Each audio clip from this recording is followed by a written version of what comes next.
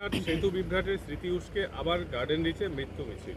মাঝরাতে হুড়মুড়িয়ে ভাঙলো বেআইনি বাড়ি, 9 জনের মৃত্যু, 12 জন আহত। এই যে বিল্ডিং ভেঙে পড়ছে, এটা তো নতুন কিছু নয়। পুকুর বোঝানো, হাজার হাজার পুকুর জলাশয় বুঝিয়ে সেখানে বাড়ি হচ্ছে, এটা একটা ব্যাপার। দ্বিতীয় হচ্ছে যে বাড়ি তৈরি হচ্ছে, ভেঙে পড়ছে, এটাও নতুন নয়। ব্রিজ, ফ্লাইওভার সব দেখুন। এতে যেমন রাজনীতি নেতা, এমএলএ, এমপিরা, কাউন্সিলররা যুক্ত আছেন, ঠিক সেরকম সরকারি কর্মচারী যারা অবৈধ এই নির্মাণকে অনুমতি দিয়ে দিচ্ছে টাকা পয়সা নিয়ে। তৃতীয় হচ্ছে প্রশাসনে এই যে এই ধরনের অনিয়মিততা সব চলছে। পুলিশ প্রশাসন, নেতা এবং সরকারি কর্মচারী এবং প্রমোটার, এরা সব মিলে গেছে একসঙ্গে। এটা আজ হয়নি, ধীরে ধীরে হচ্ছে। এখন তো এর কোনো রোকটোক নেই। কালকে মেয়র দেখতে গেছেন, ওখানকার কাউন্সিলর বলছে আমি কিছু জানি না। একটা 5তলা বিল্ডিং হচ্ছে একটা ওয়ার্ডেতে, কাউন্সিলর যদি জানে না সে কিসের কাউন্সিলর? দেখে না দেখার ভান করে হতে দেওয়া সব, কারণ তার পিছনে টাকা পয়সা আছে। এতে যে হাজার হাজার লোকের জীবনহানি, আর যত জায়গা যেখানে পড়ে আছে, খাল, নালা, বিল, পুকুর সব বুঝে যাচ্ছে। আমার তো মনে হয় যে ইকো পার্কে পুকুরটা না কোনদিন বুঝিয়ে দেয়। 4 ফুটের রাস্তায় 5তলা বাড়ি, অভিযোগ করলে খুনের হুমকি, স্থানীয়রা বলছেন। এর আগে থেকেও এরকম কিছু হয়েছে।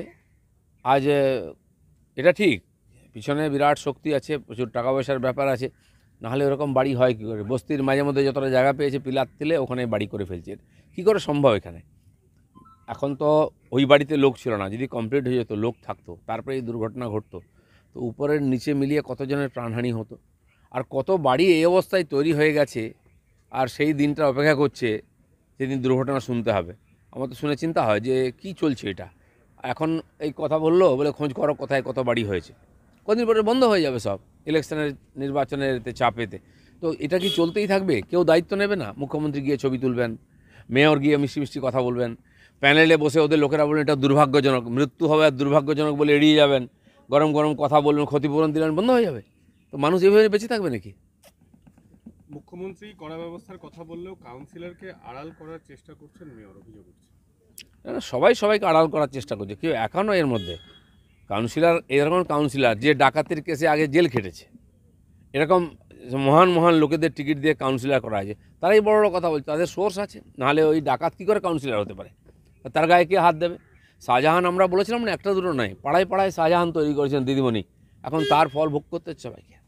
রাজীব কুমারকে সরিয়ে দেওয়া হলো নিরপেক্ষতার অভিযোগে, তিনি নিরপেক্ষ নন। সারা ভারতবর্ষে ইলেকশন কমিশন মনে করছে যাদের সরানোর দরকার সরাচ্ছে। এখানকার ডিজিকে সরিয়েছে, অন্যান্য 6টা স্টেটের চিফ সেক্রেটারিকে সরিয়েছে, তার মধ্যে বিজেপি সরকারের 6 জনকে সরিয়েছে।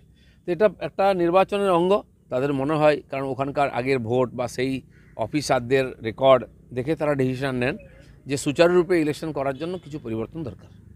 ডিয়ার লটারির মালিক স্যান্টিয়াগো, তিনি ফিউচার গেমিং সংস্থার মাধ্যমে যে বন্ড কিনেছেন তার একটা বড় অংশ তৃণমূলের ফান্ডে গেছে বলে অভিযোগ উঠছে। আপনারা আগেই অভিযোগ করেছেন ডিয়ার লটারির সঙ্গে তৃণমূলের একটা যোগসাজশ।